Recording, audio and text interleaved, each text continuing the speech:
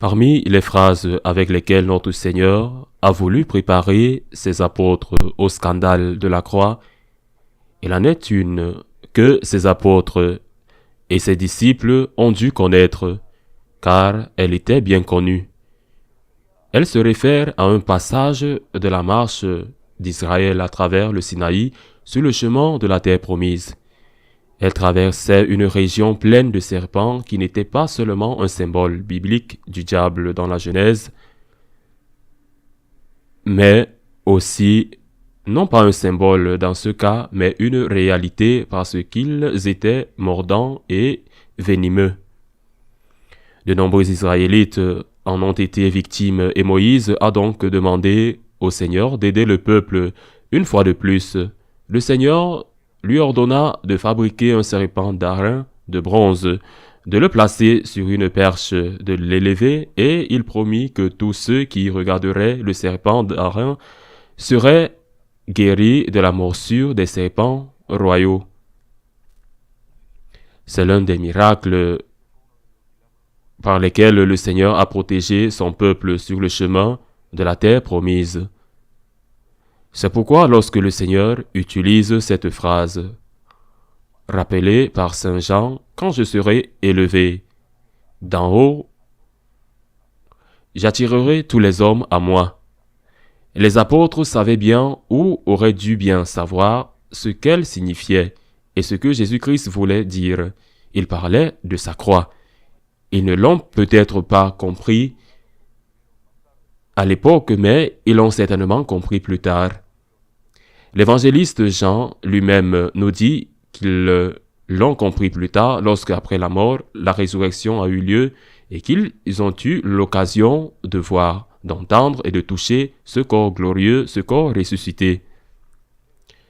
Nous sommes aujourd'hui le vendredi de la Passion, le vendredi des douleurs, à une semaine du vendredi saint. Et il est donc très utile pour nous de nous rappeler le moment où le Christ a été élevé dans les hauteurs, le moment où il a été crucifié. Il est juste que nous le regardions là, dans la douloureuse solitude du bois, pour nous laisser attirer par lui. Une attraction qui a toujours fonctionné pour ceux dont le cœur n'est pas encore complètement pétrifié par l'égoïsme et surtout par l'orgueil. Si nous commençons le carême en nous rappelant les paroles de l'apôtre Thomas, nous mourrons nous aussi avec lui, prononcées lorsque Jésus, apprenant la maladie mortelle de Lazare, avait décidé de retourner dans les environs de Jérusalem, c'est-à-dire à Béthanie, et que les apôtres lui avaient dit qu'ils le cherchaient pour le tuer, et qu'il avait dit « Nous devons encore y aller », et que Thomas, au nom de tous, avait dit « Nous irons avec toi », et qu'il avait dit aux autres « Nous mourrons avec lui ». Si nous avons commencé le carême avec ce désir d'accompagner Jésus sur sa croix, prêt à mourir avec lui pour vivre avec lui, nous le ferons maintenant plus que jamais, attirés par lui, attirés par le spectacle terrible et pourtant magnifique du Christ. Vrai Dieu et vrai homme, mourant, crucifié pour nous sauver.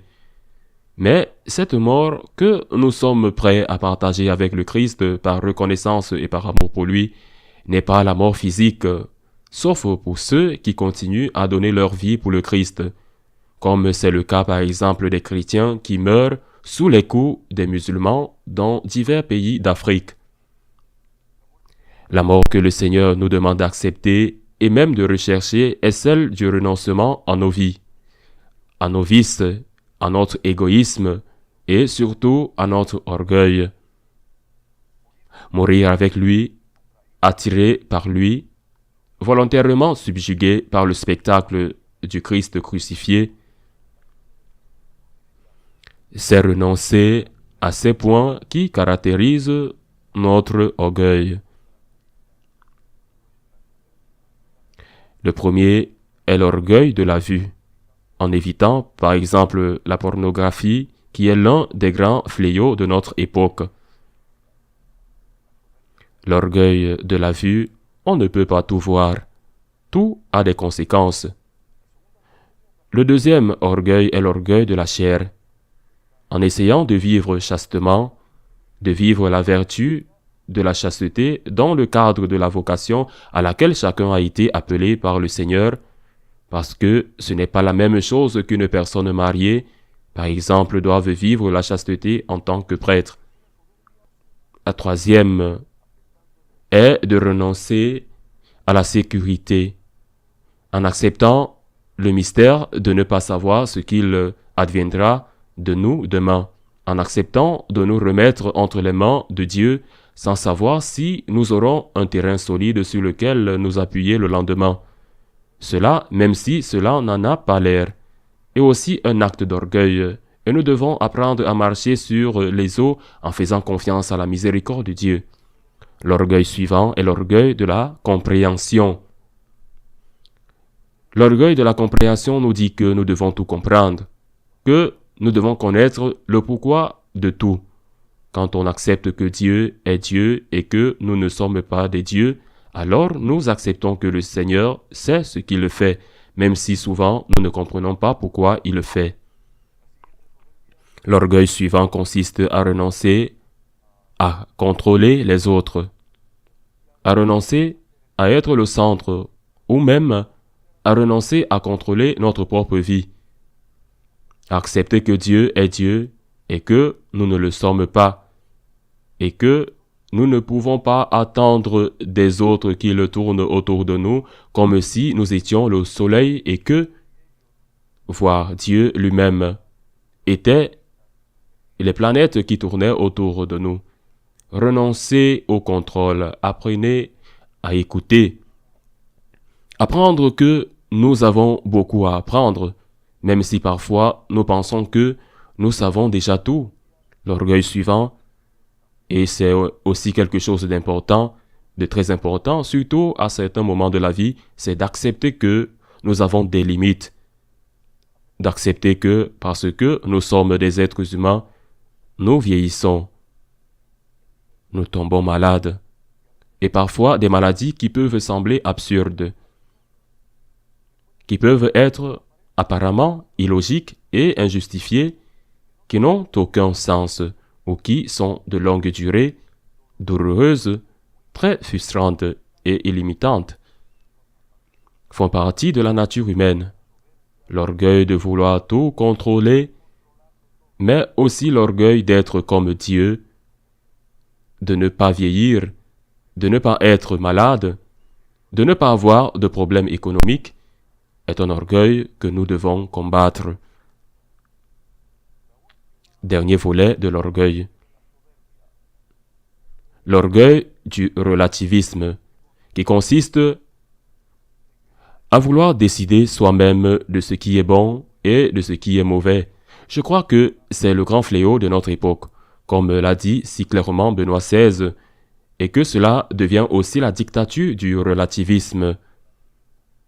L'orgueil qui a été le premier des péchés, le péché originel, et le péché à l'origine du péché d'Adam et Ève, non seulement le péché de la désobéissance à Dieu, mais aussi le péché de manger le fruit de l'arbre interdit, le fruit de la connaissance de l'arbre du bien et du mal, le fruit qui vous a permis de décider que ce qui est bon est ce qui vous convient et ce qui est mauvais est ce qui ne vous intéresse pas.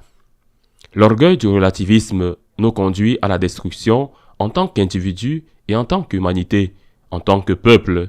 C'est pourquoi la lutte contre l'orgueil consiste à accepter ce que Dieu nous enseigne à travers la loi naturelle. La loi des choses qui sont évidemment mauvaises et des choses qui sont évidemment bonnes. Et elles sont inscrites comme notre ADN dans la conscience de tous les hommes. Et puis, il y a la révélation que lorsque cette loi naturelle est obscurcie par l'égoïsme humain, c'est encore une voix qui éveille notre conscience, une révélation dans la parole, une révélation par la tradition, une révélation qui nous empêche de nous corrompre nous-mêmes ou de nous laisser corrompre. Allons à Jérusalem pour mourir avec lui. Et nous allons à Jérusalem pour mourir avec lui, attirés par lui. Quand il sera élevé d'en haut, il a dit « J'attirerai tous les hommes à moi ». Et nous en faisons l'expérience. Mais nous qui avons un cœur de pierre, peut-être reste-t-il encore en nous quelque chose d'un cœur de chair, un cœur capable de ressentir l'amour, un cœur capable de se laisser aimer par le Seigneur, attiré par cette image terrible et belle du Christ crucifié, et qui va briser la capsule de pierre qui l'enveloppe et l'étouffe. Comme le dit Quevedo dans son célèbre poème Sonnet, nous disons humblement au Seigneur, je suis poussière, Seigneur, je suis poussière, je suis pécheur, je suis poussière.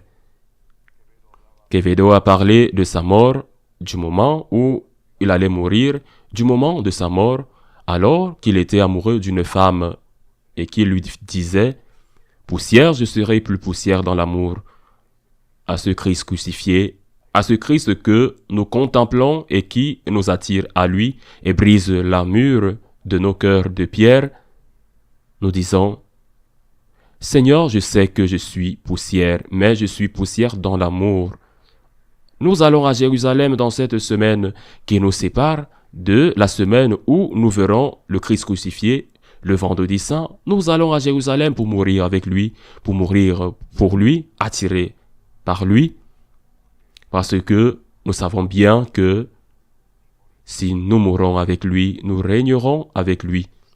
Si nous sommes capables de nous laisser sauver par lui, si notre cœur bat avec l'amour pour lui, avec le sentiment de l'amour pour lui et des bonnes œuvres, de ces bonnes œuvres qui commencent comme les œuvres qui naissent de la lutte contre l'orgueil, si nous mourons avec lui, si notre cœur bat pour lui, nous triompherons avec lui, nous régnerons avec lui.